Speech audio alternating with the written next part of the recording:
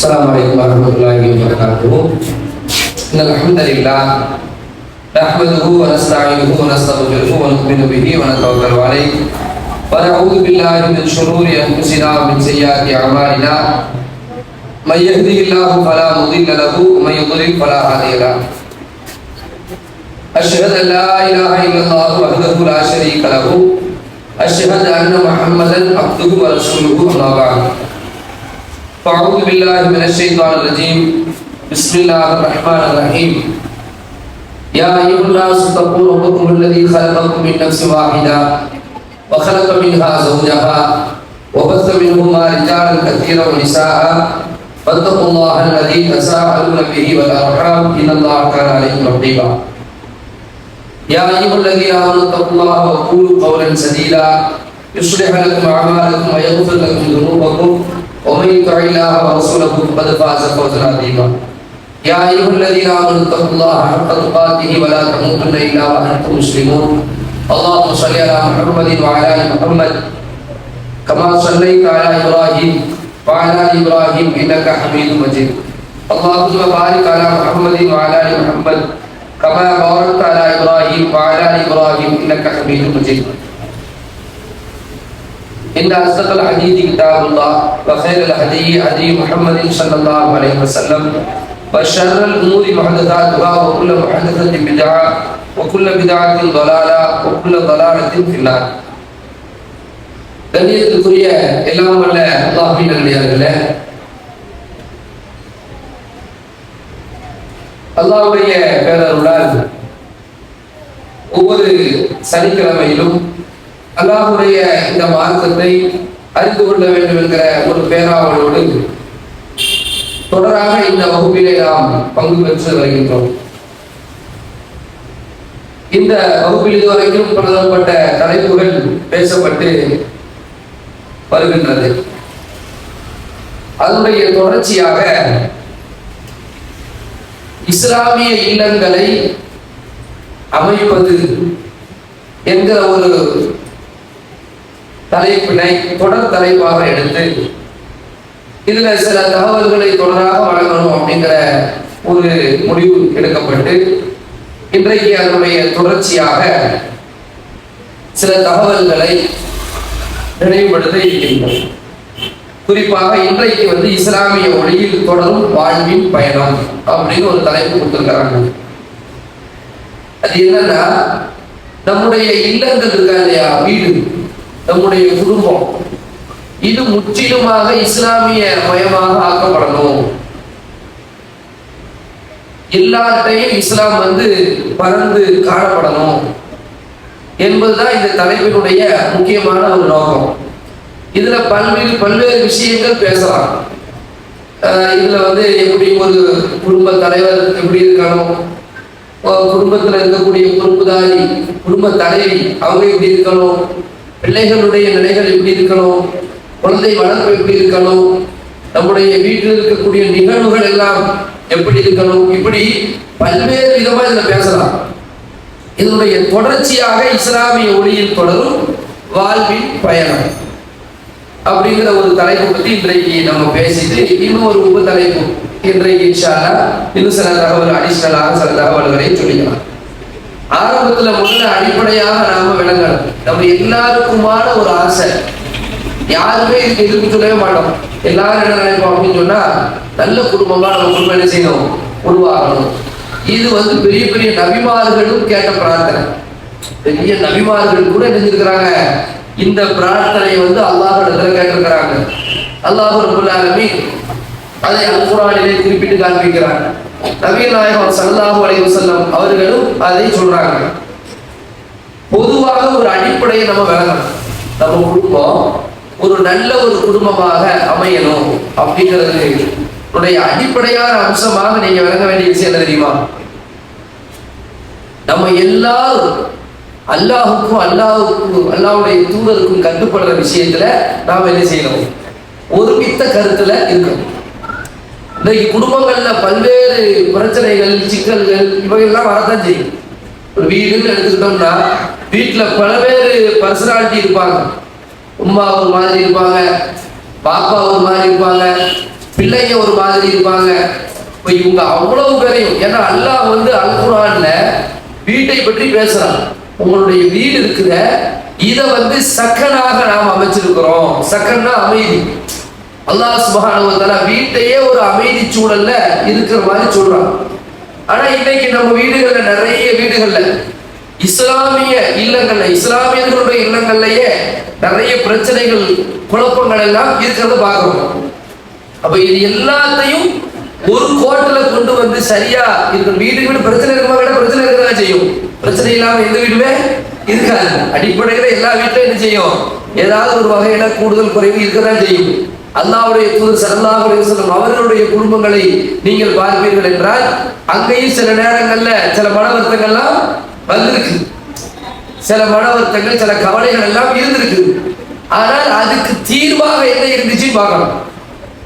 குடும்பத்துல பெரிய பிரச்சனை இருந்தாலும் அதுக்கு தீர்வுன்னு ஒண்ணு இருக்கும்ல, அப்படின்னு பார்த்தா ஷரியாத்து தான் தீர்வு. அல்லாஹ்வுடைய மார்க்கம் தான் என்னவா இருக்கணும்? ஃபர்ஸ்ட் அடிப்படையாக நமக்கு, நம்ம எல்லாரும் அதை நோக்கி நம்ம போனோம்னு சொன்னா பிரச்சனைகள் பல்வேறு விதமா குறைஞ்சிடும். இன்னைக்கு பாருங்க, குடும்பத்துல ஒரு பல விஷயங்கள், குடும்ப வாரிசுரிமை சட்டம், வாரிசு இந்த சொத்து பிரிவுல, அப்ப இதுல பிரச்சனைகள் வரலாம். நிறைய பேருக்கு இந்த பிரச்சனை இருக்கும். அடிப்படையை பார்க்கலாம். எப்பப்பா அந்த நம்ம வீட்டுல பெரிய பெரிய இந்த 8 தச்சு வீடு, 10 தச்சு வீடு நம்ம ஊர்ல சொல்றேன், இது எல்லாம் 5 தச்சா மாறும்.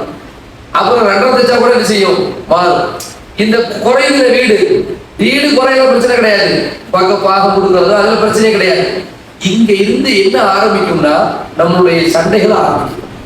நிறைய குடும்பங்களை நீங்க பார்க்கலாம். அண்ணன், தம்பி, அக்கா, தங்கச்சி சொல்லி யதார்த்தத்தை நான் சொல்றேன். நம்ம ஊர்ல உள்ள யதார்த்தமான ஒரு விஷயம். இதுல ஏன் பிரச்சனை வருது? யோசிச்சு பாருங்க. இதுல ஏன் குழப்பம் வரணும்? குழப்பம் யாருக்கு வேணாலும் வரலாம். ஆனா ஒரு முஃமினுக்கு வரலாமா? ஒரு முஃமினான ஆணுக்கோ ஒரு முஃமினான பெண்ணுக்கோ இதுல பிரச்சனைகள் வர வாய்ப்புகள் இல்ல. வாசல்களை அடைச்சு வச்சிருக்கு மார்க்கம். எப்படி அடைச்சு வச்சிருக்கு மார்க்கம்? எப்படி அடைச்சு வச்சிருக்கு? அல்லாஹ் சொல்லிட்டாங்க. அல்லாஹ் ஷரியத்துல ஒரு ஆளுக்கு என்ன கொடுக்கணும்பா, வாப்பாவுக்குரிய சொத்து பிள்ளைகள் எப்படியெல்லாம் இருக்கணும், பிள்ளைகளுக்கு எப்படியெல்லாம் பிரியும்னு சொல்லியிருக்கிறதா இல்லையா? அப்படி பிரிச்சு கொடுத்துட்டு நம்ம யாருக்குமே சாதகமும் வேண்டாம், யாருக்கு பாதகமும் வேண்டாம். எப்ப பிரச்சனை வரும்னா மனோ இச்சை நுழையும் போது பிரச்சனை வந்துடும். பாப்பாவா எழுதி கொடுப்பாரு பார்த்தீங்களா, அதுல பிரச்சனை வரும். அம்மாவா சொல்லுவாங்க பார்த்தீங்களா, பிரச்சனை வரும். அக்கா தங்கச்சிகள் எல்லாம் சேர்ந்து முடிவெடுப்பாங்க பார்த்தீங்களா, அதுல பிரச்சனை வரும். அண்ணன் தம்பி எல்லாம் சேர்ந்து முடிவெடுப்பாங்க பார்த்தீங்களா, அதுல பிரச்சனை வரும். எதுல பிரச்சனை வராது? எதுல வராது? அல்லாஹ் சொன்னான்னு சொல்ல என்ன வராது? பிரச்சனைகள் குறைஞ்சிடும், அப்படியே குறையும். அப்ப எந்த ஒரு விஷயம் வந்தாலும் நம்ம எல்லாருடைய போக்கஸும், ஒரு குடும்பத்துல ஒரு சர்ச்சை வருகிறது, ஒரு குழப்பம் வருகிறது, ஒரு ஒப்பு வருது வைக்கிற அந்த நேரத்தில் நம்ம எல்லாருடைய போக்கஸ் எதுவா இருக்கணும்? முடிவு. அல்ல என்ன பண்ணிருக்கோம், அந்த ஒரு முடிவு நம்ம நகர்ந்துட்டோம்னு வைக்கல. அதுக்கு படிக்கிறோம். உழுது பயங்கிறது எதுக்கு? உழுது மாசால போய் படிக்கிறது எதுக்கு? முபல்லிகா படிக்கிறது எதுக்கு? ஆலிமா படிக்கிறது எதுக்கு? ஆலிம் படிக்கிறது எதுக்கு? முபல்லிக் படிக்கிறது எதுக்கு? மார்க்கத்தை படின்னு சொன்னது எதுக்கு? அல்லாஹ் முதல்ல அல் குர்ஆனை இறக்கிட்டு அதுல இக்ரான்னு சொன்னது எதுக்கு? இக்ரா சொன்னது எதுக்கு? படிச்சிரு, அதை மறந்துடு, நீ உன் மன இச்சப்படி நடந்துடு, நல்ல குடும்பத்தை பிரிச்சிரு, ஜாலியா இரு. அப்படியா அர்த்தம்? அதுக்கு கிடையாது. படி என்றால் என்ன அர்த்தம்னா படிச்சு புரிஞ்சு விளங்கி அதன் பக்கம் நீ நட, அதான் அர்த்தம். அப்ப நம்ம எல்லாரும் சேர்ந்து எங்க போயிடணும்? ஷரியத் என்ன சொல்லுது, மார்க்கம் என்ன சொல்லுது? ஷரியத்னா மார்க்கம், ஷரியத்னா என்னது? மார்க்கம். இந்த மார்க்கம் என்ன சொல்லுது அப்படின்னு நம்மளுடைய ஃபோக்கஸ் போயிடுச்சுன்னு வைங்களேன், அப்ப என்ன குறைய ஆரம்பிக்கும்? பிரச்சனைகள் குறையாதுப்பா. அல்லாஹ் சொல்லியிருக்கிறான், அல்லாஹ் சொல்லிட்டா மறுபேச்சு கிடையாது. ஷரியத் என்னப்பா சொல்லுது அப்படிங்கிற அந்த கவனம் வந்து நம் ஒவ்வொருவருக்கும், குடும்பத்தில் உள்ள ஒவ்வொருவருக்கும். அப்படின்னா என்ன செய்யும்? எப்பா ஆம்பளைக்கு என்னப்பா பங்கு இருக்குது, சரி கொடுத்துட்டு போயிரு. பெண்களுக்கு என்னப்பா பங்கு இருக்கு, அதை கொடுத்துட்டு போயிரு. அதுல சில இது வருது, கருத்து வருது வைங்களேன். உதாரணத்துக்கு சில பேர் விளங்காதவங்க ஒவ்வொரு விஷயத்த சொல்லுவாங்க, இல்ல இது இப்படிலாம் இருக்கு, அது அப்படிலாம் இருக்கு, இது சரியா இருக்கா, அது மார்க்க விஷயம், அதை அப்புறம் பார்த்துக்கணும். பொதுவா நமக்கு மார்க்க என்ன சொல்லிருந்தது? பொதுவா மார்க்க நமக்கு என்ன சொல்லிட்டு இருந்தா ஒமாக்கான முக்மீன் வலா முக்மீனத்தின் இதா கல்லல்லாஹு வ ரசூலுஹு. முக்மீனான ஆணாக இருந்தாலும் முக்மீனாக பெண்ணாக இருந்தாலும் அல்லாஹ்வும் அல்லாஹ்வுடைய தூதரும் ஒரு முடிவை எடுத்து விட்டால் அதில சுய விருப்பு கொள்ள முடியுமா? யாருக்காவது அனுமதி இருக்கா? அனுமதி கிடையாது. அல்லாஹ் வந்து ஒரு தீர்வை சொல்லிட்டான்னு ஒரு பிரச்சனையில இதுல வந்து எனக்குன்னு ஒரு தனி ஒரு கருத்து இருக்க முடியுமா? அதுல இருக்கவே முடியுமா? முடியாதா? முடியாதுல்ல. இதான் முடியும். அல்லாஹ் சொல்றத தீர்க்கம். அல்லாஹ்வுடைய தூதர் ஒன்றை சொல்லிவிட்டால் அது நம்ம என்ன செய்ய முடியாது, முடிவுன்னு ஒண்ணு சொல்லவே முடியாது. அப்ப நம்ம எல்லாரும் அங்க போய் முடிச்சுட்டோம்னா நமக்கு பிரச்சனையே கிடையாது. சில நேரம் அதனாலதான் அல்லாஹ் அந்த கருத்துக்களே வந்துடும். அஜீவுல்லா, அல்லாஹ்வுக்கு கட்டுப்படுங்க. அஜீவுர் ரசூல, அல்லாஹ்வுடைய தூதருக்கு கட்டுப்படுங்க. ஒவ்வொரு அம்ரி மின்கும், உங்களில் பொறுப்புள்ளவர்களுக்கு கட்டுப்படுங்க. ஃபைன் தனாஸஅதும் ஃபீ ஷைஇன், ஒரு விஷயத்தில் நீங்கள் முரண்பட்டால் ஃபர்தூஹு இலல்லாஹி வ ரசூல், எங்க வரணும்? அல்லாஹ்வையும் அல்லாஹ்வுடைய தூதரையும் வரணும். நம்ம எல்லாரும் சேர்ந்து அனுபவிச்சு தான் பண்ணணும். அப்படிதானே? இன்னைக்கு நிறைய பேர் கேள்விலாம் வருதுல, மார்க்க கேள்விகள்லாம் வருதுல்ல. ஏன் வருது இந்த கேள்விலாம்? அசரத்து இதை செய்யலாமா, அசரத்து இது கூடுமா, இது சரியா, இது தவறா, இந்த கேள்விலாம் ஏன் வருது? நம்ம அமல்படுத்தணும். அதை வந்து அமல்படுத்த போகும் பொழுது இதுதான் சரியா அதை செஞ்சுட்டு போயிடுவோம். அப்ப அதை செஞ்சுட்டு போகணும். அதான் ஈமான். நம்முடைய ஈமான் எப்படி இருக்கணும்னா, நமக்கு அது முரணாக இருந்தாலும் பரவாயில்லை. ஒரு விஷயம் எனக்கே அது பிடிக்கலன்னா இருக்கட்டுமே. இப்போ உதாரணத்துக்கு ஒரு விஷயத்தை சொல்றேன். அல்லாஹ்வுடைய தூதர் ஸல்லல்லாஹு அலைஹி வஸல்லம் காலத்துல ஒரு நிகழ்வு நடக்குது. எப்படிப்பட்ட நிகழ்வு? இஸ்லாத்துல ஒரு சட்டம் உண்டு. என்ன சட்டம் தெரியுமா? இப்ப வளர்ப்பு பிள்ளைகளை வளர்க்கணுமா? வளர்ப்பு பிள்ளைகள்லாம் இருக்கிறாங்கல்ல, தத்தெடுத்து வளர்க்கறது. தத்தெடுத்து வளர்க்கக்கூடிய அந்த பிள்ளைகள் விஷயத்துல இஸ்லாம் என்ன சொல்றோம் அப்படின்னு சொன்னா, இப்ப வந்து ஒரு தத்தெடுக்கும் ஒரு பிள்ளைய தத்தெடுத்து வளர்க்கணும். அந்த பிள்ளை சின்ன பிள்ளையில இருந்து வளருது, பச்சை பிள்ளையில இருந்து வளர்ந்து, பால்குடி பருவத்துல இருந்து வளர்ந்து, அப்படியே வளர்ந்துட்டே வரும்போது யாரை வளர்க்குறாங்களோ அவங்களை எப்படி கூப்பிடுவோம்? பாப்பா, அம்மா அப்படி கூப்பிடுவோம். கூப்பிட்டு கால போகக்குள்ள அது பெரியவனாயிரும். ஸ்கூலுக்கு எல்கேஜிக்கு போவோம், யூகேஜிக்கு போவோம், ஃபர்ஸ்ட் ஸ்டாண்டர்டு, +2, காலேஜ், எப்படி கூப்பிட்டே இருக்கும்? பாப்பா, அம்மா, பாப்பா. அந்த பிள்ளைட்டு போய் பாப்பா யாருன்னு கேட்டா யாரை காட்டும்?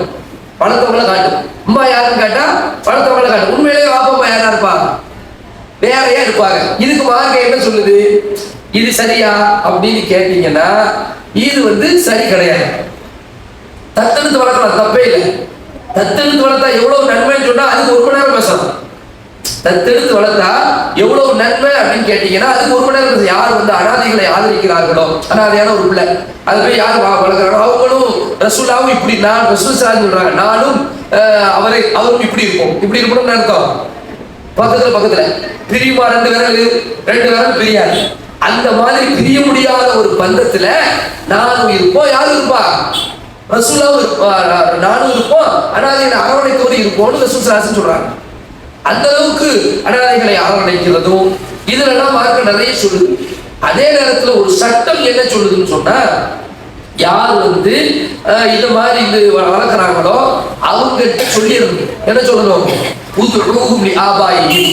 அவனுக்கு இனிஷியல் போடும் பொழுது, அந்த பையனுக்கு இனிஷியல் போடும் பொழுது, இப்போ உதாரணத்துக்கு ஒரு அப்துல்லான்னு ஒருத்தர் ஒரு பையன் எடுத்து வளர்க்குறாரு. அந்த பையனுக்கு வந்து பேர் சாஜித்னு வச்சுக்கிருங்க. உதாரணத்துக்கு சொல்றேன், சாஜித்னு வைங்களேன். அந்த பையனை எடுத்து தத்தெடுத்து வளர்க்குற ஒரு பேர் அப்துல்லா, அவ வாப்பா பேரு கமாலுத்தீன் வச்சுக்கோம். இப்போ அந்த பையனுக்கு இனிஷியல் போடும்போது என்ன பண்ணணும்? எப்படி பாக்குறீங்க? என்ன கதை? அவ்வளவுதான். இவ்வளவு நேரம் பேச சொல்லுங்க. கேட்க போறோம் சரிதானே? நம்ம ஊர் ஸ்டைல் எப்படி போடணும்? கே, அந்த பையன் பேர் என்ன? உதாரணத்துக்கு மறந்து போச்சாங்க, சாஜித். சரியா? கே சாஜித். அப்ப அப்துல்லான்னு கேட்பாங்க. ஏன்னா உங்க பேர் அப்துல்லா இல்லைங்க, அவன் பையனுக்கு கே போட்டு வச்சுக்கிறியா அப்படின்னு கேட்டா, இப்ப அப்துல்லா என்ன சொல்லணும்? எப்பா நான் தத்தெடுத்தா வளர்க்கேன். ஏன்னா அவன் அப்பா பேர் என்னது? கமாலுத்தீன் தான் அப்படி சொல்லணும். இதுதான் அல்லாஹ்வே அல் குர்ஆன்லயே சொல்றான். சூரத்துல் அஹ்ஸாப் அத்தியாயத்துல 33வது அத்தியாயத்துல 5வது வசனத்துல இந்த செய்தியை அல்லாஹ் டிக்ளேர் பண்றான். எப்பா தத்தெடுத்து வளர்ந்துக்கோ, பிரச்சனை கிடையாது. உதுஉஹும் லிஆபாயி, அவர்களை நீங்க கூப்பிடுவதாக இருந்தால் யாரு சொல்லி கூப்பிடணும்? அவங்க வாப்பா பேர் சொல்லி தான் கூப்பிடணும். நீ வளர்க்குறேன்னு சொல்லி அப்துல்லா சாஜித்னு சொல்ல முடியாது. நம்ம ஊர் டைப்ல சொல்றேன். அரபு நாட்டு டைப்ல எப்படி கூப்பிடுவோம் பேர அப்படின்னா, சாஜித் இப்னு கமாலுத்தீன் அப்படி கூப்பிடணும். சாஜித் இப்னு கமாலுத்தீன் எப்படி கூப்பிடக்கூடாது?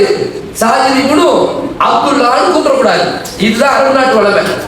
இது அப்படியே ரசூலுல்லாவோட பொருத்தி பாருங்க.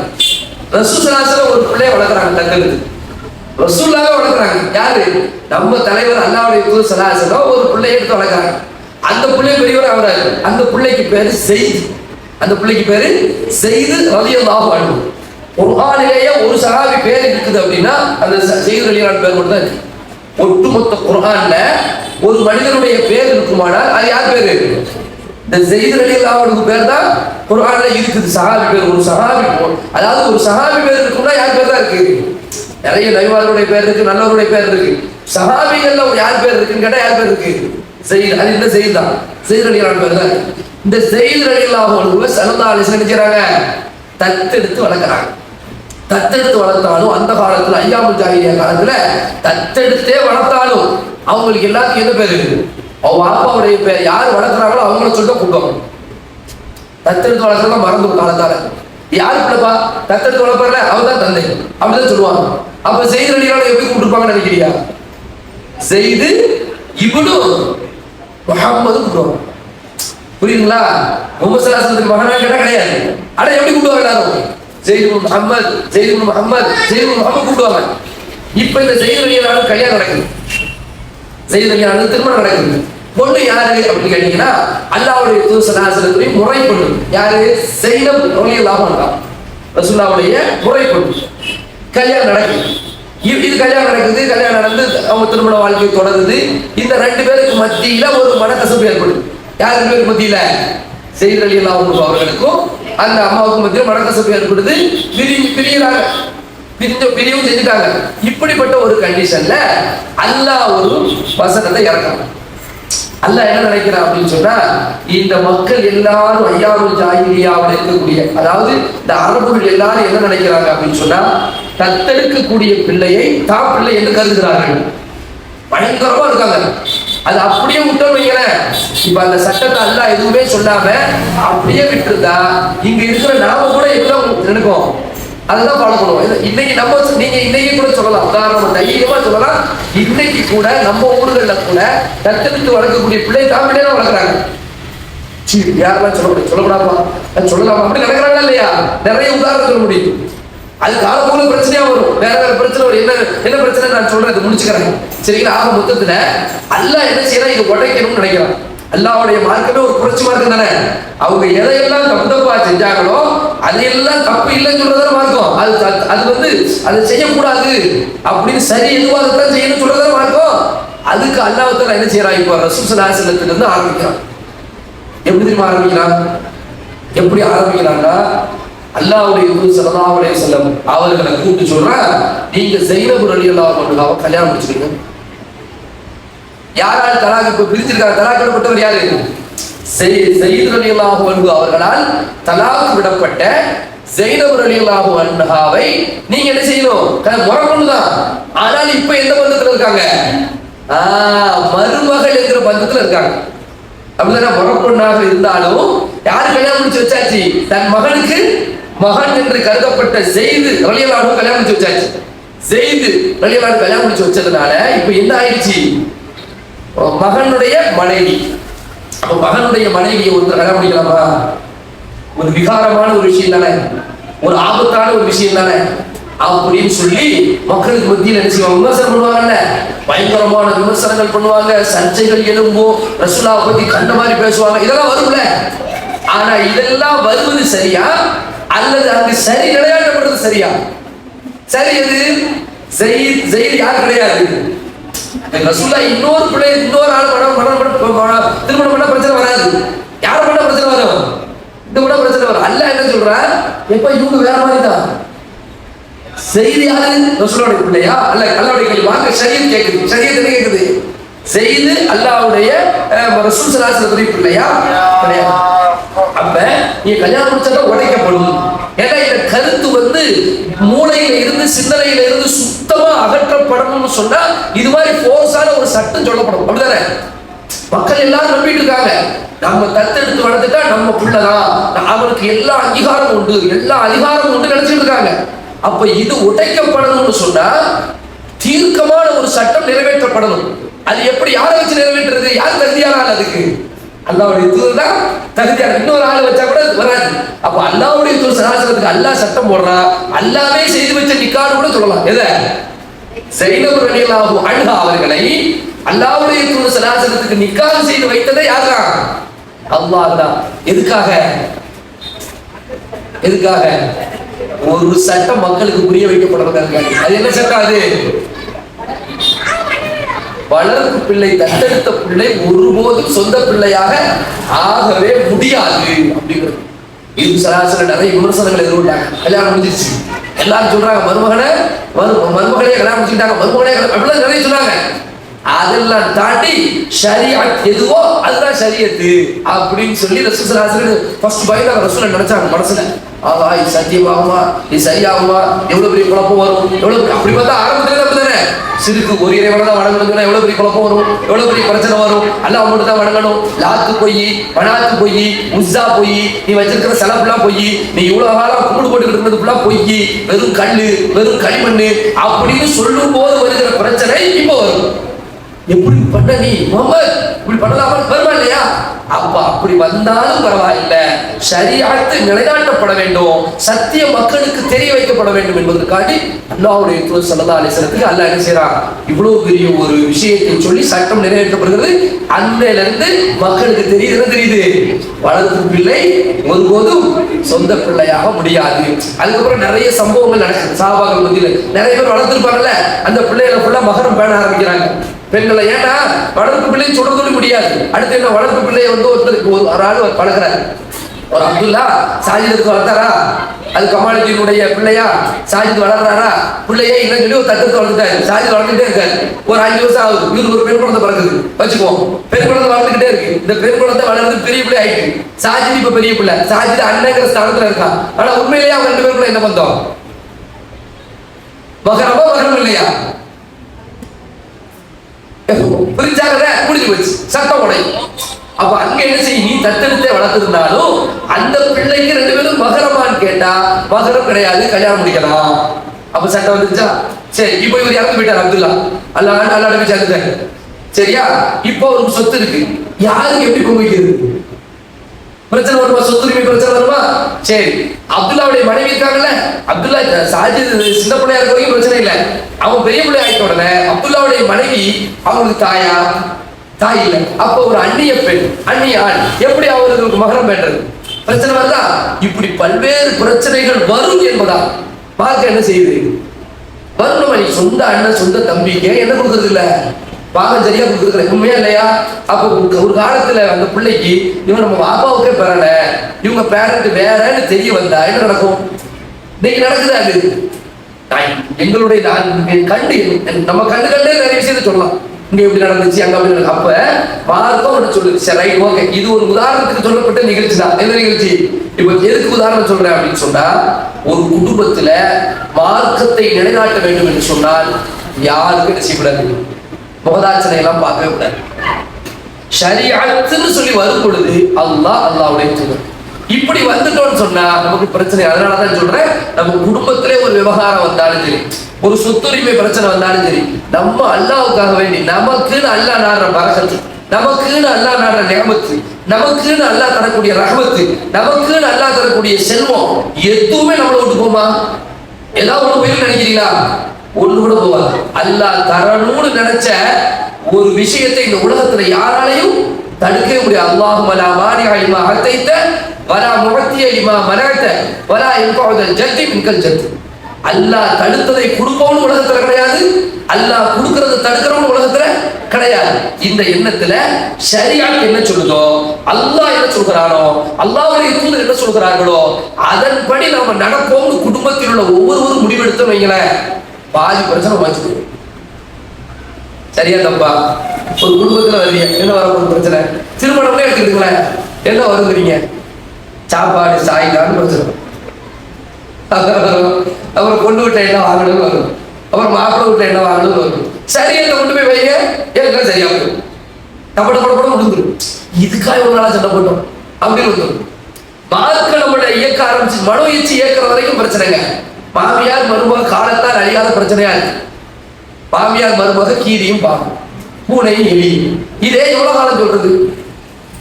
எவ்வளவு காலம் சொல்லுது? பிள்ளைகளை சொல்லி ட்ரைனிங் பண்ணி அனுப்புறோம். எப்படி அனுப்புறோம்? 2 நாத்தனார் இருக்காளா, 2 மைனி, அவன் மோசமானவன் போல தெரியும். போகும்போதே ட்ரைன் பண்ணி அனுப்பிச்சா அந்த பிள்ளை என்ன செய்யும்? அது என்ன சொன்னாலும் தெரியும், பிரச்சனையாவே போடும். எப்ப அந்த சீப் எடுத்துட்டு வா, அந்த சீப்ல என்ன வச்சிருக்காங்க தெரியலையே. ஏன் அந்த செம்பு எடுத்து வா, செம்பு கீழே என்னது தெரியலையே. அப்போ ஒண்ணு என்ன செய்யும்? சரியத்து என்ன சொல்லுதுன்னு நம்ம பாப்பா, அல்லாஹ்வை நாடி நீதியா நியாயமா நேர்மையா நடந்துக்கோ, அல்லாஹ்வை அஞ்சு நடந்துக்கோ, எதுனாலும் பிரச்சனை இல்லை, பொதுத்தார் பூமி ஆழ்வாரையும் சொல்லிடுறா. அல்லாஹ் இவரு சொல்றாரு, லுக்மான் நபி தம் பிள்ளைக்கு சொல்லுவார். லுக்மான் நபி கிடையாது, லுக்மான் என்கிற அறிஞர் சொல்லுவாரு, போஸ்டர் அலாம அசாபுக்கு, உனக்கு வரக்கூடிய எந்த பிரச்சனையா இருந்தாலும் பொறுமையாகி இன்னதாலிக்கு மின் அஸ்மில் உமூர், இதுதான் வீரமான காரியம். இதெல்லாம் பிள்ளைங்களுக்கு சொல்லி அனுப்பணும். இதெல்லாம் பிள்ளைய ஆட்டோமேட்டிக்கா ட்ரெயின் ஆயிடும். அல்லாவுக்காக வேண்டி பொறுத்து, அல்லாஹ் வேண்டி பொறுத்து ஏன்டா போயிட்டு பொறுமையா இருக்கா, இன்னும் பாசாபி அல்லாஹ் வேண்டி பொறுத்து பிரச்சனை அல்லாஹ் பார்ப்போம். இன்னும் இந்த பிள்ளை இப்படி இருக்கப்பா, உண்மையிலேயே அவன் மாமி கொஞ்சம் ஒரு ஏதாவது ஒரு வகையில ஒரு பொசசிவ்ல, என்ன மாமி பிரச்சனை, பொசசிவ்லான பிரச்சனை, மாமி பிரச்சனை, மருமக பிரச்சனை என்னங்கிறியா? ஓ உண்மையில அதுக்கு முன்னாடி அப்படித்தான் இருந்திருப்பாங்க. இப்படி வந்தவுடன் பொண்ணாடி இருக்க ஆரம்பிச்சியோ அப்படிமா, ஏற்கனவே அப்படிதான் இருந்திருப்பான். ஆனா இப்பதான் என்ன செய்யும் தெரியும். அதே மாதிரி இந்த அப்பா உமா வேணுமா நான் வேணுமாங்க, உமா வேணுமா நான் வேணுமா, உமா வேணுமா நான் கிச்சன் அடிச்சு அவனை ஒரு வழி ஆகிடுது. அவன் கிரிக்கலாம் தெரியும், நான் வேறமா இடிக்க போலமாடி ஒரு நேரத்துக்கு மேல ஒரு காலத்துக்கு மேல இது நமக்கு தேவையே இல்லை. அல்லாஹ் என்ன சொல்றான்? அல்லாஹ் அம்மாவை பத்தி என்ன சொல்றான்? வைஃபை பத்தி என்ன சொல்றான்? பிள்ளையை பத்தி என்ன சொல்றான்? ஆளாளுக்குரிய ஹக்கு என்ன? அதை நம்ம ஒவ்வொரு லிமிடேஷன் பண்ணி அல்லாவுடைய லிமிட்டுக்குள்ள நம்ம மட்டும் வைக்கல என்னங்கிற இப்படி பாசவரை காட்டிக்கிறது தீர்த்துறது என்னது? நான் ஒரு புருஷன் எப்படி போயிடக்கூடாது, அதெல்லாம் போட மாட்டாங்க. யாரை விட்டும் என்ன அல்லாஹ் போகணும்னு நாடிட்டா பிடிக்க முடியாது. பிடிக்க முடியுமா? யாராவது முடியாது. அப்ப அல்லாஹ் கிட்ட நம்ம பொறுப்பை படிச்சிட்டோம்னு வைங்களேன், எந்த பயமும் இங்க தேவையே கிடையாது. இதை நம்ம அடிப்படையில் வளர்ந்து யாரா இருந்தாலும் தெரியும், அது திருமணம் முடிக்கவளா இருந்தாலும் சரி, திருமணம் முடிக்காதவளா இருந்தாலும் சரி, இன்ஷா அல்லாஹ் மாப்பிள்ளைய கல்யாணம் இதுதான் அடிப்படையா வச்சு போவோம். ஒரு திருமண பந்தத்துக்குள்ள போகும்போது ஷரியா, பழைய ஆட்கள், பழைய பொண்ணு, பழைய மாப்பிள்ளை அவங்களும் அதான் வளரணும். எந்த ஒரு ஏன் கொண்டு வர மாட்டாங்கல்ல, இந்த ஷரியாத்தை கொண்டு வந்துட்டோம்னு சொன்னா குடும்பத்தினோட பிரச்சனை அல்லாஹ் எடுத்துக்கொள்ள பொறுப்பு. அல்லாஹ் என்ன சொல்றான்?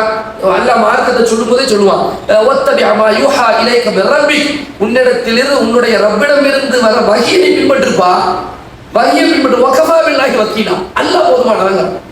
நம்ம ஹஸ்பண்ட் வழிமுறை வைக்க மட்டும் பெருசா போட்டுருவோம் வீட்டுல பிரேம் பண்ணி, ஹஸ்புனல்லாஹ் அல்லாஹ் எங்களுக்கு போதும், வடிஅமல் வக்கீல் எவ்வளவு மருமோ எவ்வளவு அல்ல அப்படின்னு மறுபடியும் பேசணும். அப்ப இதெல்லாம் இந்த பிரச்சனைகள் என்ன செய்யணும்னா, இது தப்பா நினைச்சுக்காது, யாரையும் குறிப்பிடுவோம் கிடையாது. சில நேரம் நினைச்சு சில நேரத்துல பேசி வந்துடும், வந்தவொடனே சொல்லுவாங்க அசத்து கரெக்ட் பேசுறாரு, அந்த பிரச்சனை யாரும் சொல்லி கொடுத்தாங்க கூட தெரியும். அப்படிலாம் ஒண்ணுமே கிடையாது. இது ஒரு தொடர் தலைப்பு கிடைச்சிங்களா? இன்ஷால்லா ஆரம்பத்துல இது ஒரு பீடிகை மாதிரி நீங்க நம்ம பேசுறோம்.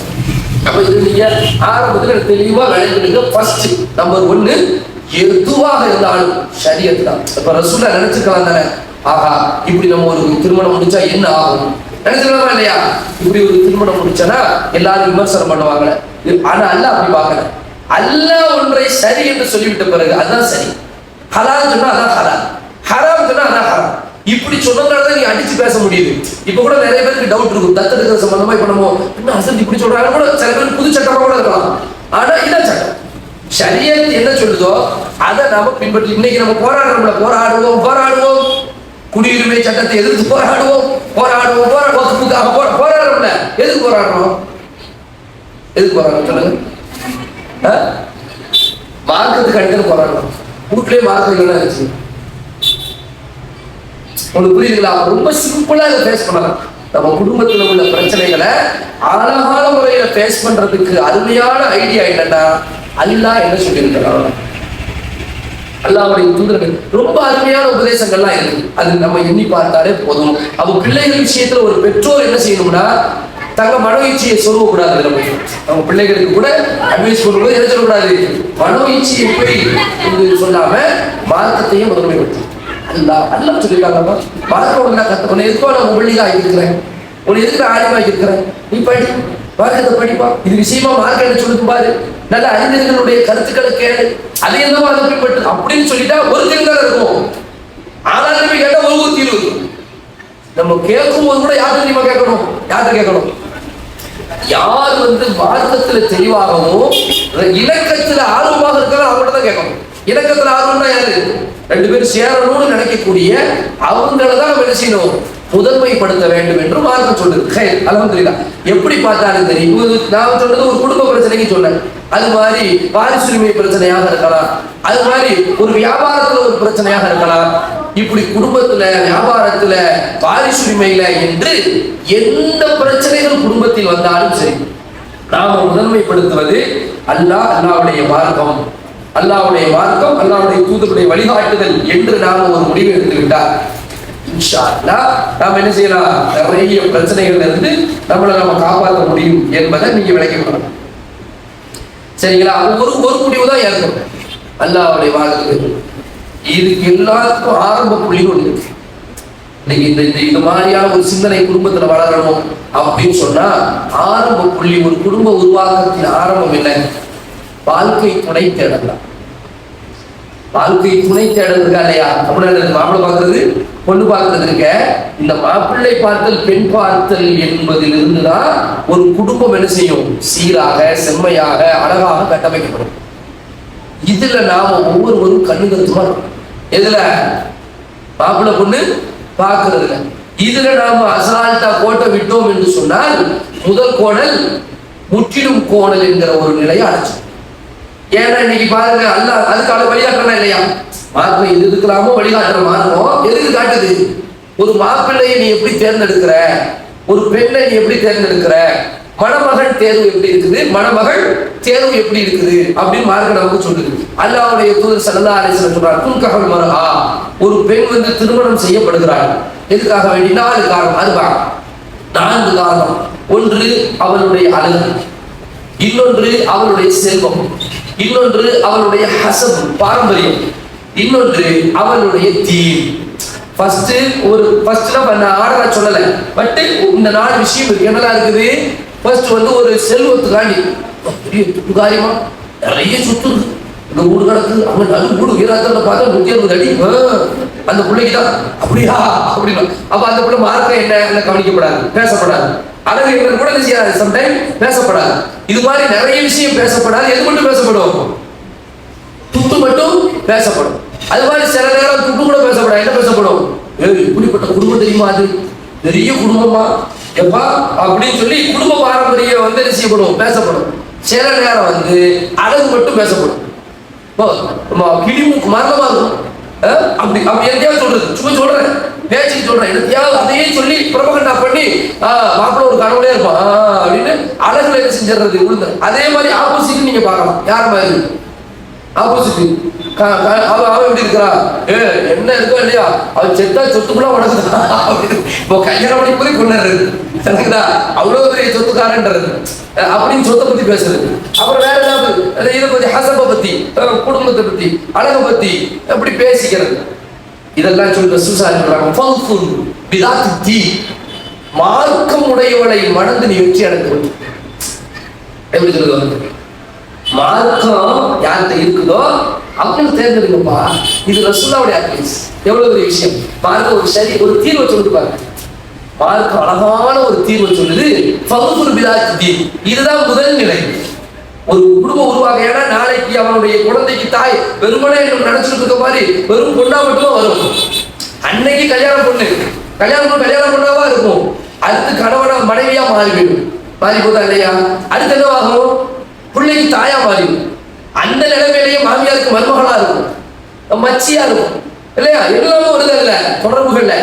பல தொடர்பு அப்புறம் பிள்ளை தாயா மாறும். அந்த பிள்ளை 4 பிள்ளை பெறுதோ, 3 பிள்ளை பெறுதோ, 2 பிள்ளை பெறுதோ, அல்லது 5-6 பிள்ளை பெறுதோ, அந்த பிள்ளைகளுக்கு பிள்ளை. அதுக்கப்புறம் அந்த குடும்பத்தை தாங்கக்கூடிய ஒரு மிகப்பெரிய தாங்கும் சக்தியா ஒரு கட்டத்தை அந்த பெண் இருப்பாங்க.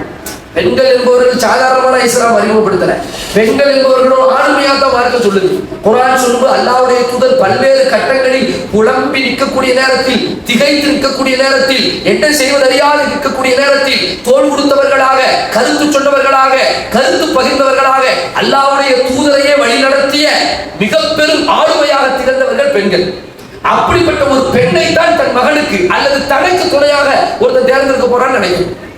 சும்மா அன்னைக்கு தினத்துக்கு ஒரு பெண் அல்ல, அப்ப துணை தேடல் எவ்வளவு பெரிய முக்கியமா பாருங்க. அதே மாதிரி இந்த பக்கம் எங்க மாப்பிள்ளை தேடல் சும்மாவா, சும்மா ஒரு 2 தடவை பைக்ல இந்த ஹோட்டலுக்கு கூட்டிட்டு போயிட்டு, நீங்க ஒரு ரிசார்ட் கூட்டிட்டு போயிட்டு, அங்க ஒரு 2 நாள் டூருக்கு போயிட்டு, இவ்வளவு மாப்பிள்ளையா? அதோட முடிஞ்சு போச்ச மாப்பிள்ளை கிடையாது. ஒரு கணவன் தன் வீட்டுக்கு தன்னுடைய வீட்டுக்கு ஒரு யாரா இருப்பா, மருமகனா இருப்பாரு. அதுக்கப்புறம் பிள்ளைக்கு தகப்பனா இருப்பாரு. பிள்ளைகளை உருவாக்குவாரு. பிள்ளைகள் அவர் மூலமா தான் நம்ம என்ன செய்வான், பிள்ளைகளை தருவான். அப்ப இவ்வளவு செய்யக்கூடிய ஒரு முக்கியமான ஒரு போஸ்ட்ல வந்துருவாரு. அப்புறம் நம்மளுடைய வாழ்க்கையில பல தீர்மானங்களுக்கு அவர்கள் கருத்து கேட்கறது ஏற்படும். நமக்கு கருத்து சொல்லக்கூடிய பெண் இருக்க மாதிரி பெண்ணுக்கு கருத்து சொல்லக்கூடிய யார் இருப்பா, ஆண் இருப்பா. செக்யூரா இருப்பாரு, சொத்துக்கு வாரிசு ஆவாரு, இவங்க சொத்துக்கு வாரிசு ஆவாங்க. அப்படிதாங்க. அவங்க இவ்வளவு பெரிய விஷயத்தை பின்னணியாக வைத்துதான் மணப்பெண்ணும் மணமகனை எடுக்க முடியும்.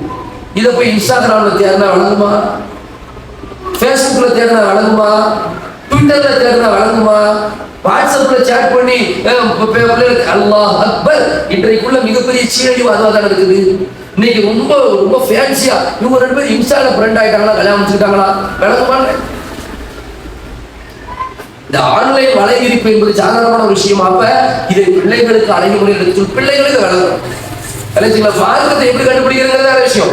மார்க்கத்தை ஒரு சில நேரங்கள்ல விதிவிலக்காக நீங்க நினைக்கலாம், அது அழிச்சு என்ன அழிச்சா மார்க்க அடிப்படையிலேயே நம்ம தேர்ந்தெடுத்தால் பிரச்சனை வந்துருது சொல்லலாம். நீங்க அது அல்லாஹ் கஃபாபில்லாஹி வக்கீல். அல்லாஹ் யாரு, வக்கீலா போதுமானவனா, அது வேற விஷயம். அது பிள்ளைகள் நல்லபடியா வளர்ந்து சொல்றோம். நூஹ் அலைஹிஸ்ஸலாத்துடைய மகன் கடைசி வரைக்கும் முஸ்லிம் ஆகல. அதுக்கு என்ன செய்ய முடியும்? ஒரு நபி 950 ஆண்டுகள் அல்லாஹ்வுடைய மார்க்கத்தை இந்த மண்ணில் பிரச்சாரம் செய்த ஒரு நபி, அவருடைய மகன் இஸ்லாத்துக்கு வரவில்லை, அவருடைய மகன் நல்லவராக இல்லை என்றால் அது அல்லாஹ்வுடைய கதிர். இதுதான் அப்படிங்கிறது அல்லாஹ் எழுதி. அது வேற விஷயம். அதை எக்ஸிட் ஆகிறதுக்கு, அதுல இருந்து வெளியே வர்றதுக்கு கணவன் மனைவியா எவ்வளவோ தேர்ந்தெடு, அது வேற விஷயம். ஆனால் நாம் திட்டமிடுவது அல்லாஹ்வுடைய வழிகாட்டுதல், அல்லாஹ்வுடைய தூதரின் வழிகாட்டுதல் நம்ம முயற்சி பண்ணிட்டு சொன்னா பொறுப்பு யாராயிருவாங்க? அல்லாஹ். சரிதானே? அப்ப இந்த அடிப்படைகளை நாம விளைக்கணும். நம்ம எப்பவுமே நம்ம நினைக்கூடாது நம்மளா எல்லாரும் செட்டில்டு. நமக்கு நம்முடைய வீடுகள்ல நம்முடைய அக்கா தங்கச்சி பிள்ளைங்க, அண்ணன் பிள்ளைங்க, தம்பி பிள்ளைங்க, நம்முடைய அண்டை வீட்டுக்காரங்க பிள்ளைங்க, அவர்கள் மாப்பிள்ளையாக இருக்க, மணமகனா இருக்கலாம், மணமகனா இருக்கலாம். அவர்களுடைய வாழ்க்கை தேர்வுல நம்முடைய ஆலோசனை என்னவா இருக்கணும்? மார்க்கம் தான். மார்க்கத்தை முதன்மைப்படுத்துங்க. அப்ப இன்னைக்கு இருக்கக்கூடிய இந்த காதல்ங்கிற வார்த்தை, இந்த லவ்ங்கிற வார்த்தை, இது எல்லாமே என்னது? போனியா. இது எதுவுமே நிரந்தரமா நிலையானதே கிடையாது. ஏன்னா முதல் ஆரம்பம் இருக்கு பாருங்க. அப்ப நம்ம கச்சோடி சொல்லலாம். என்ன சொல்லலாம்? அல்லாஹ்வுடைய மார்க்கத்துல நம்ம முயற்சி பண்ணல. அதுல ஒருவேளை நம்ம வாழ்க்கையில சின்ன சருகல்கள் ஏற்பட்டா கூட அல்லாஹ் அதுக்கு பொறுப்பெடுக்கணும் இல்லையா? அல்லாஹ்வுடைய உதவி அதுல இருக்கும். நஸ்ருல்லா, அல்லாஹ்வுடைய உதவி வந்துட்டா நம்ம குடும்பம் இம்மையிலே வெற்றி பெறும், மறுமையிலே வெற்றி பெறும். அப்ப நம்ம முடிவு ஃபர்ஸ்ட் என்னவா இருக்கணும்னா துணைகள். சாதாரணமான விஷயம் கிடையாது. இதுல அக்கா தங்கச்சியா இருக்கக்கூடிய நாம, அண்ணன் தம்பியா இருக்கக்கூடிய நாம என்ன கூட வாய முடிக்க வேலைக்கு பார்க்கணும். நம்மளுடைய கருத்துக்களையும் அல்லாஹ்வுடைய மார்க்கத்தையும் நம்ம எடுத்து சொல்றது துணி. இப்ப நன்மை எவ்வளவு தீமை தடுக்கிறதுக்குள்ள இது எவ்வளவு பெரிய விஷயம் இப்ப தெரியுதா? சாதாரணமா நம்ம இருந்துட்டு என்ன நடக்கும் பார்ப்போம்னா நம்ம என்ன செய்ய முடியாது, கடந்து போக முடியாது. அது மாதிரி பிள்ளைகளுக்கும் நம்ம அழகிய முறையில இதை சொல்லிக் கொடுக்கணும். ஒரு வாழ்க்கை என்பது என்னது, எங்க கொண்டு போய் முடியும். அதே நேரத்துல திருமணத்தை அல்லாஹ் என்ன செஞ்சிருக்கிறான் அப்படின்னு சொன்னா உக்குதா, ஒப்பந்தமா தான் வச்சிருக்கான். அது இன்னொரு பக்கம் நீங்க பார்க்கலாம். என்னன்னா இந்த சொல்லுவாங்கல்ல, திருமணம் என்பது 1000 காலத்து பயிர் அப்படிம்பாங்க. திருமணம் வந்து கல்லானாலும் கணவன், புல்லானாலும் புருஷன் என்று சொல்வார்கள். இப்படியான இந்த அமைப்புகளை இஸ்லாம் ஏத்துக்கிறார். இஸ்லாம் என்ன செய்யுது? 1000 காலத்து பயிர்கிறத வேற வழியில ஏத்துக்குது. ஏன்னா இன்னைக்கு நாம கணவன் மனைவியாக இணையக்கூடியவர்கள் இன்னையோடு குடும்ப முடியுமா? அல்ல அதுக்கு ஒரு வாரிசு தருவான், அதுக்கு ஒரு வாரிசு தருவான். இன்னைக்கு நம்ம வீட்டு பேர சொல்லுங்கள, ஒவ்வொரு வீட்டுக்கு பேர சொல்லுங்கள, ஒவ்வொரு வீட்டுக்கு ஒரு பேர. அந்த வீட்டுக்கு எவ்வளவு வளமா இருக்கும் அந்த ஊர்ல. அது யாரு கொண்டு வந்து சேர்க்கிறான் அந்த வீட்டு பேர? நம்ம வாரிசுல கடந்து செல்லுது. அப்ப நம்ம திருமணத்தின் மூலமாக இணைதல் என்பது எங்க போய் முடியுது? காலத்துக்கு இதான் இப்ராஹிம் ஒரு துவா செஞ்சாங்க. என்ன துவா சொல்லுங்க பார்ப்போம். தெரிஞ்சவங்க சொல்லலாம். ஒரேடியா கேள்வியே கேட்காம பயன் போயிட்டு இருந்தா சரியில்லையா? ரப்பனா தெரியல என்ன துவானே சொல்லுங்க. ரப்பனா ஹப் லனா மின் அஸ்வாஜினா வ ذُرِّيَّاتِنَا قُرَّةَ أَعْيُنٍ وَاجْعَلْنَا لِلْمُتَّقِينَ إِمَامًا.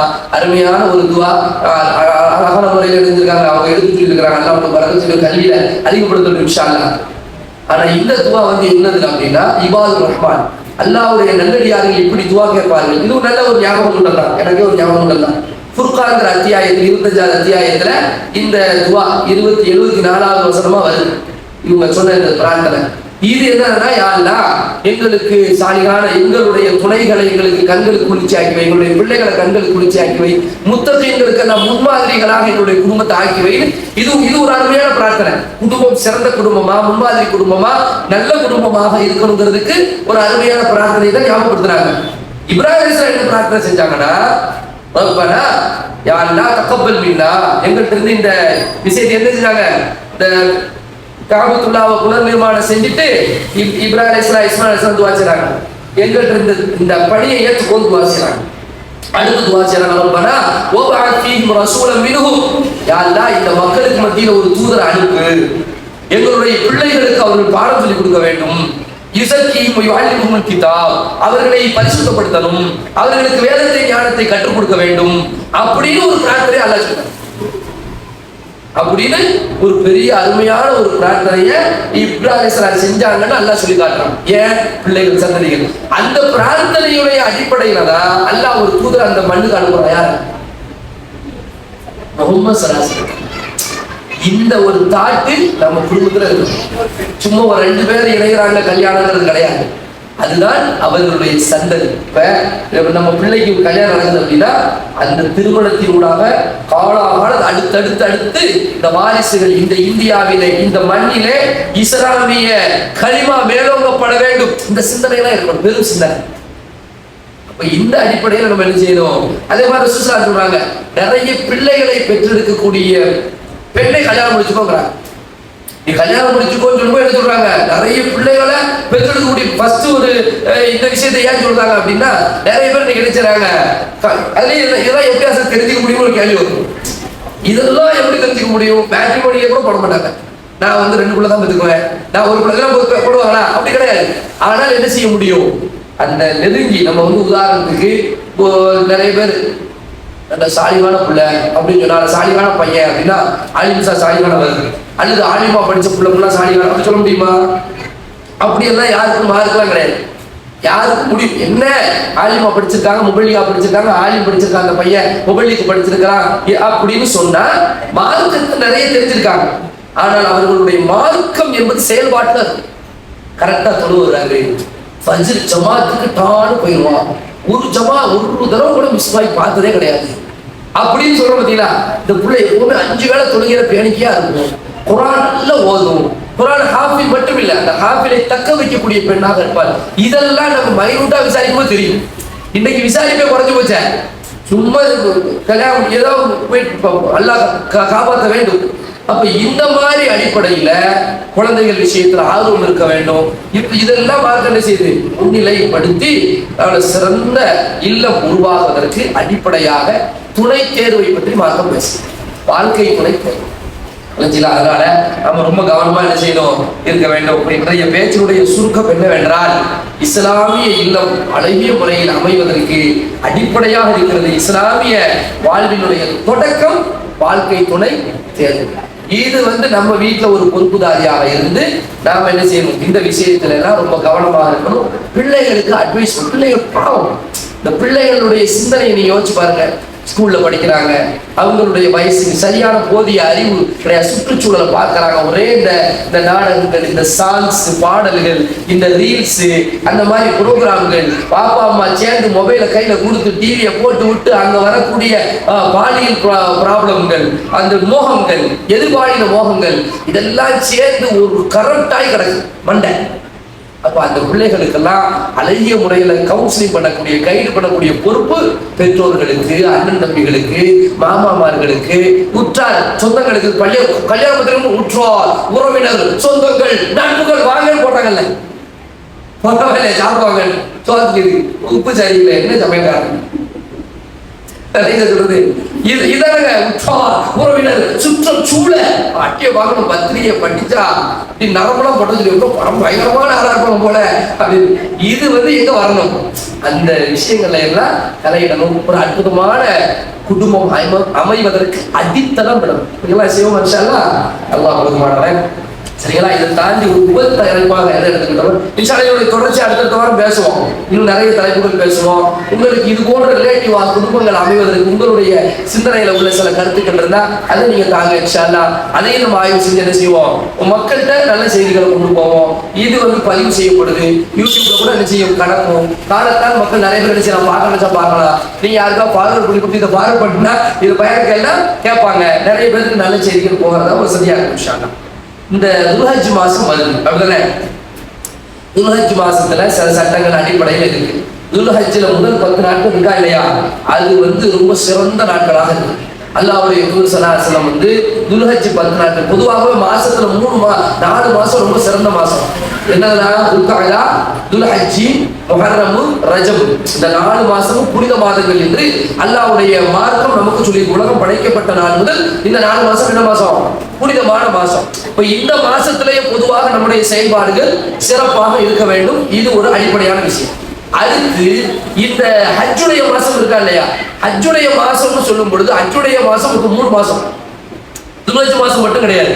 அல்லாஹ் பாருங்க, அல் ஹஜ்ஜு அஷ்ஹுரு மஅலூமாத், அறியப்பட்ட பல மாதங்கள் அப்படின்னு சொல்லுவோம். குர்ஆன்ல ஒரு மாசம்னா ஷஹ்ருன்னு அர்த்தம் ஒரு மாசம். 2 மாசம்னா ஷஹ்ரானின்னு அர்த்தம். ஷஹ்ருன் ஷஹ்ரானி, ஷஹ்ருன்னா ஒரு மாசம், ஷஹ்ரானினா 2 மாசம். இங்க அல்லாஹ் சொல்றான் அஷ்ஹுர்னு சொல்றான். அல் ஹஜ்ஜு அஷ்ஹுரு மஅலூமாத், பல மாசங்கள் சொல்றான். அப்ப பல மாசமா இருந்தா ஒண்ணு 3ஆ இருக்கணும் அல்லது 3க்கும் மேற்பட்ட மாசமா இருக்கணும்.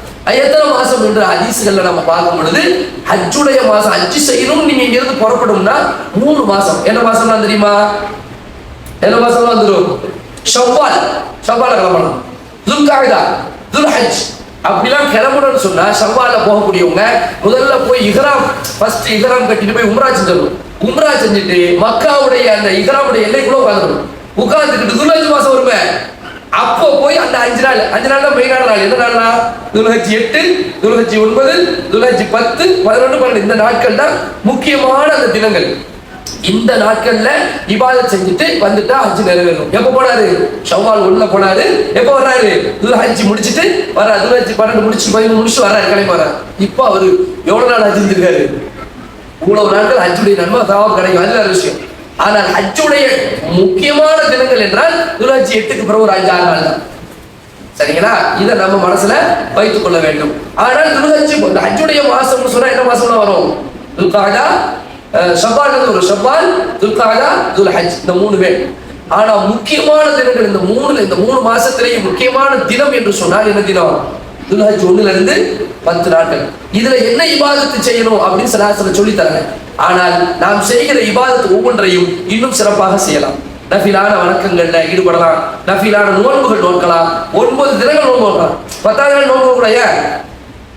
துல்ஹஜ் 10 நோன்பு நோக்கூடாது. பிரியாணி வாங்கி சாப்பிட வேண்டாமா? அதனால அன்னைக்கு என்னது மார்க்கம் தடுத்திருக்கு, ஹராம், நோன்பு நோக்கக்கூடாது. அப்போ துல்ஹஜ் 1ல இருந்து 9 வரைக்கும் நோன்பு நோக்காத நோன்பு நோத்துக்கலாம். நிறைய திக்ர் செய்யலாம், லா இலாஹ இல்லல்லாஹ் சொல்லலாம், சுப்ஹானல்லாஹ் சொல்லலாம், குர்ஆன் ஓதலாம், இதெல்லாம் செய்யணும். சரிங்களா? அது போக துல்ஹஜ் இந்த 10 நாட்கள் குர்பான் கொடுக்குறாங்க இல்லையா? அவங்க அந்த குடும்ப தலைவர், இதுல நிறைய பேர் கேட்பியா அந்த ஒருத்தர் செஞ்சா போதுமா கேட்பீங்க. உண்மையிலேயே குடும்பத்தில் உள்ள அந்த தலைவர் இருக்கார்ல, அவர் என்ன செய்யக்கூடாது? முடிகளை எல்லாம் அந்த 10 நாட்கள் அந்த குர்பான் பிராணி அறுக்கப்படுற வரைக்கும் அவங்க அந்த நகங்கள் வெட்டுறது, முடிகளை வெட்டுறது, இதையெல்லாம் தவிர்த்துக்கணும். அப்படின்னா என்ன அர்த்தம்? முன்கூட்டியே அதெல்லாம் முடிச்சு வச்சுக்கணும்னு அர்த்தம். சரிங்களா? அப்ப இது ஒரு முக்கியமான அம்சம். அல்லாஹ் சுப்ஹானஹு வ தஆலா இந்த துல்ஹஜ் மாசத்துல நம்ம நல்ல என்னென்ன அமல்கள் செய்ய முடியுமோ அதையெல்லாம் அதிகமாக செய்யக்கூடியவர்களாக அல்லாஹ் நம்ம ஆக்கி தரணும். இது போன்ற பயான் நிகழ்ச்சிகள் தொடராக நடைபெறுது. மக்களுக்கு சொல்லி கூட்டு வரணும் இன்ஷா அல்லாஹ். ரொம்ப குறிப்பிட்ட நான் 40 நிமிஷம் தான் சொன்னாங்க, நீங்க கூட்டிட்டு நினைக்கிறேன். சரிங்களா? அதை நீங்க கவனத்துல வச்சுக்கிடுங்க. கூட இருக்கிற ஆள்லாம் கூட்டுவாங்க அதிகமா. சரிங்களா? அல்லாஹ் வாசல் அஸ்ஸலாமு அலைக்கும்.